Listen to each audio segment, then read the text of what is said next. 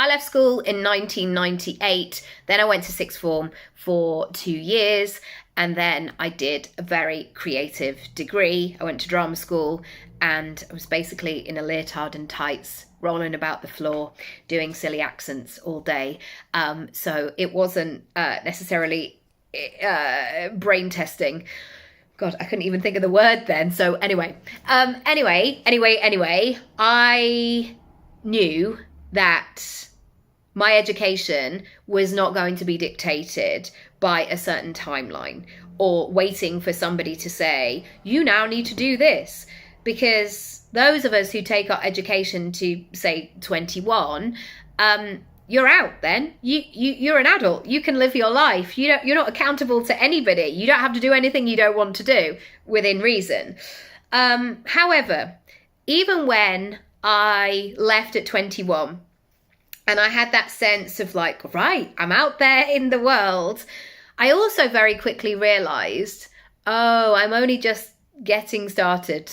I've got so much to learn. I have no idea about anything. Trigonometry, great at the time, passed my maths exam.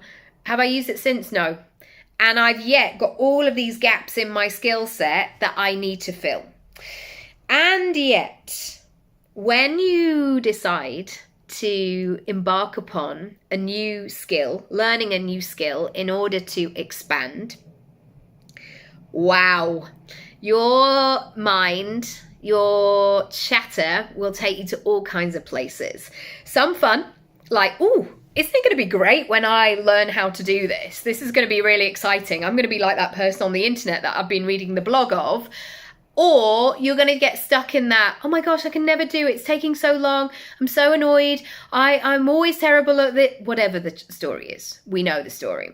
So today I have 5 things to help you when you are navigating that skill, that next chapter, and so you can keep moving forward and you don't get stuck in the chatter. Number 1, I want you to recognize and acknowledge that some old stories are going to come out and play, and they're going to play loudly and they're going to be banging about. When we do something new, we're not just approaching it with this sense of, oh my goodness, I'm starting this new skill and I'm just starting with this. We're bringing all our friends, all our past information, experiences, things that worked, things that didn't, things that we thought about ourselves, things that something said, all to the table. So we hear about it all the time. If somebody starts to learn to drive, for example, or if somebody is in a job and they're prolific. I had this with a client actually, really prolific in their company, had recently had an amazing promotion and was really soaring, really well respected, earning some beautiful money. And yet this job required them to publicly speak and hold the like all hands on Monday morning meeting. This absolutely terrified this person. And when we had the coaching session, all these stories came up. Who they were as a child, what this teacher once said, who they were in terms of their siblings, something that an uncle said to them, what all of this stuff. And when I work with clients, I'm always like, bring it all out. Yeah, bring it all out. And this, chuck it all on the table. You know, when you first start to organize, say, your spice cupboard or your like pantry cupboard. We don't have a pantry, but you know, cupboards where you've got all your things. And at first you might look at something, you're like, oh, that's a bit out of date. And then you look at the other one and you're like, oh, okay, that's a bit out of date as well. And then in the end, it's like, let's just bring it all out. Let's look at what we've got in this cupboard. Why have I got 4 honeys? I've got all of these things in here and I don't need them all in here. Let's pull them out, pull them out, pull them out, pull them out. That's what we have to do with the old stories. Let's really see what's there. Let's really look underneath the surface and be like, oh, okay, that's what's there. Once they're all out, you can do something with them. You can really look at them and analyze them and shift them and reframe them and repackage them or chuck them, whatever it is that you want to do. Number 2, we have to stop believing that in order to take on a new skill, we're not committing to be the best in the world. It's really interesting, especially when people start running. Lots of people do this, say, in their 40s. Marathons, couch to 5K.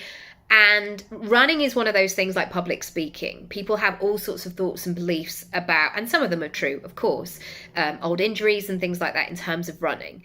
But people really like own that identity of like, I'm not a runner. I can't run.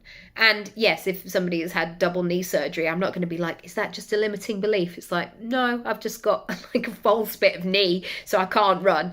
I'm not talking about that. I'm talking about the people who didn't really like PE at school and then they've just never really done anything. So they just assume that it's not for them.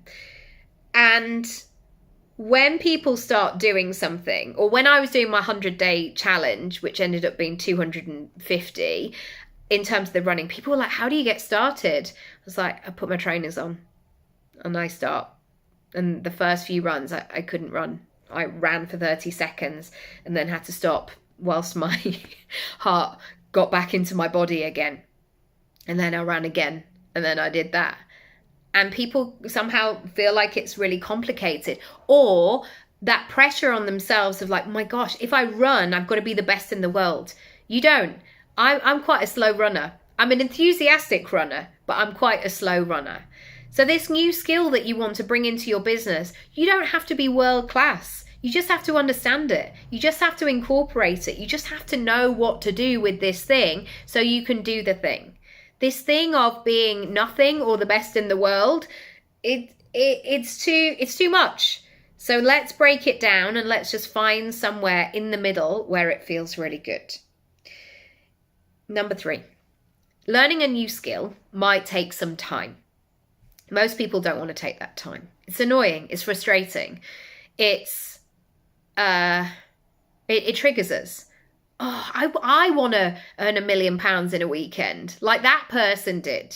And then you read the backstory and you're like, oh, they've been doing it 10 years. They just happened to then make £1 million in a weekend. And sometimes we think if it's taking too long, then it's not coming. You know, when you get a taxi and you're like, oh, I booked the taxi. It's not coming. It's literally just round the corner. And yet, if we're looking at our phone the whole time, telling ourselves it's not coming, we're not looking at anything else. And so I really want you to be okay with the fact that it might take some time and understand it for what it is. Yeah, you might learn it all, everything there is to know in 8 hours, or it might take you 8 months. But what happens in those 8 months is going to be a journey, and it's going to be great. So see what's possible within that instead of just pushing and fighting with it. Number 4, it's going to take some purposeful and personal action. I think that so often we just want it to be easy, or we've said it to the universe, and so hopefully the universe has heard us. And the universe might have heard you, but the universe is like in a big chair going, yeah, come on then, what are you going to do? What are you going to do now? And that's why you have to meet it. You have to meet it with action. There's no point just saying it. You have to be about it and embody it. Number 5. If you are stretching into this new skill, please note all your progress, all of it. I remember when I had a baby who did not sleep. Neither of them did until they were 3.5. It was fun and hideous. But those early stages of being a mum and mastering that new skill, Matt used to text me from work like, how are you doing? What's happening? What's going on? To like text him going, I've just been in the shower. And again, in my normal life, to get in the shower is quite an easy thing, but getting in the shower as a new parent was absolutely enormous and needed to be celebrated. And so I couldn't celebrate that my 2-week-old slept through the night. I don't think that's physically possible anyway, maybe there are some people that say that, but that was not my measure of success. So I celebrated all those wins. I've just had some lovely toast and I ate it whilst it was hot. That's what we have to do. We have to celebrate and really be in those new skills. I hope that's been helpful. If you've got a new skill you would like to master, if you want help with your personal brand, your business, creating a life first business model, send me a message. If you don't know what you want, but you know you need something, send me a message and we can go from there. Lots of love. Bye.